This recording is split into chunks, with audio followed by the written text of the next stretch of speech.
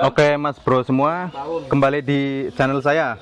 Dan kali ini saya akan menjelaskan, karena ada pertanyaan, Mas kenapa motor M-Making saya itu larinya itu lemot, kalau dibandingkan dengan Vixen itu kalah. Oke, buat yang belum tahu aja ya, saya jelaskan kenapa M-Making itu tenaganya kalah dari Vixen. Secara tenaga mesin ya, kalau dites di no test itu lebih besar Vixen, tapi kalau di jalan raya mungkin larinya imbang karena bodi MX-nya itu enteng karena nggak pakai sasis Delta Box. Oke, yang pertama untuk piston itu sama dengan Vixen, itu sama, kemudian klepnya sama, headnya, ukuran klepnya sama. Tetapi kenapa larinya berbeda? Yang pertama itu ada di bagian intake pada throttle body. Oke, ini adalah throttle body MX King. Intake-nya model pendek tetapi lebih menekuk. Dan ini adalah throttle body dari New Vixen. Oke. Untuk throttle bodinya sama, ukuran 28 mm. Nah, hanya beda di bagian ini. Ini untuk sensor langsam. Nah, jadi intake-nya itu, jadi lihat, kalau MX King itu lebih melengkung ke bawah. Dan kalau Vixen itu sama dengan R15, itu intake-nya lebih lurus. Nah, efeknya apa? Efeknya yaitu ketika putaran tinggi, intake yang melengkung itu aliran udaranya kurang lancar. Jadi lebih berbelok aliran udaranya. Sementara kalau pada motor Vixen itu karena lurus, jadi udara yang masuk bisa lebih cepat. Nah, makanya untuk motor road race biasanya itu pada bagian intake manifold itu nggak pakai intake yang standar lagi. Kalau yang untuk kelas MP1, nah mereka biasanya mengganti dengan throttle body seperti ini. Ini merek SCS. Nah, ini injektornya posisinya ada di throttle body, jadi ketika dipasang itu bisa lebih lurus lagi. Nah, nanti menimbulkan efek downdraft, jadi udara langsung meluncur ke bawah.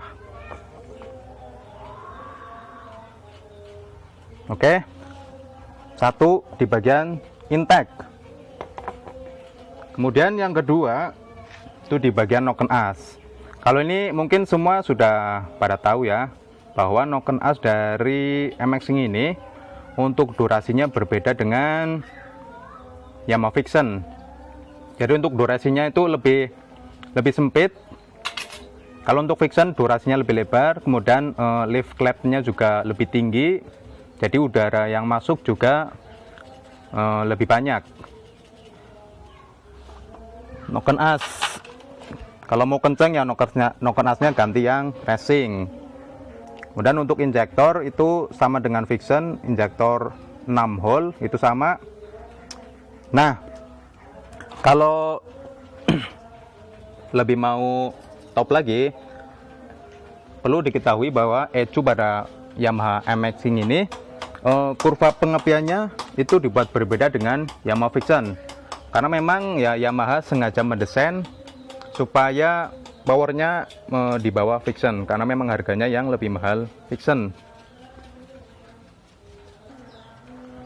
Kemudian satu lagi itu di bagian knalpot. Karena step M-Making ini masih di bawah, jadi layer knalpotnya itu berbeda dengan Vixen. Jadi tekukannya itu lebih banyak. Nah, seperti inilah. Ini knalpotnya, knalpot R9. Meskipun racing, tetap aja ada lekukannya di bagian headernya. Jadi knalpot juga pengaruhnya besar terhadap tenaga mesin. Oke, kemudian ada lagi.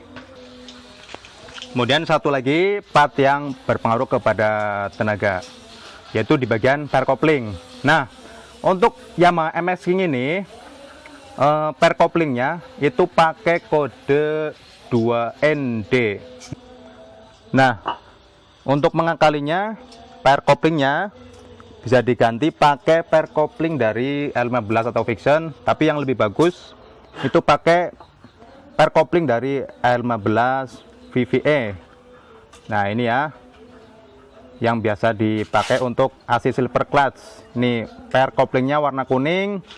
Ini paling keras. Ini bisa dipakai juga untuk Yamaha Bison R15 V2, kemudian Fiction Advance itu bisa. Ini paling keras.